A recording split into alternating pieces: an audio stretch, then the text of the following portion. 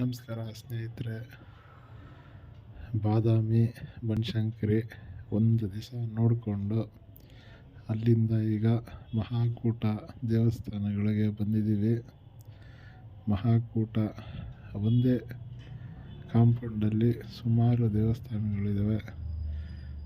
ಗಂಗೆ ಹರಿಯುತ್ತಾಳೆ ಕಾಶಿಯಿಂದ ಇಲ್ಲಿಗಂತ ಹೇಳ್ತಾರೆ.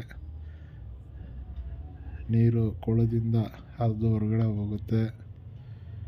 ತುಂಬಾ ಚೆನ್ನಾಗಿದೆ. ಒಂಥರ ಫಾರೆಸ್ಟ್ ಥರ ಇದೆ ಈ ಏರಿಯಾ.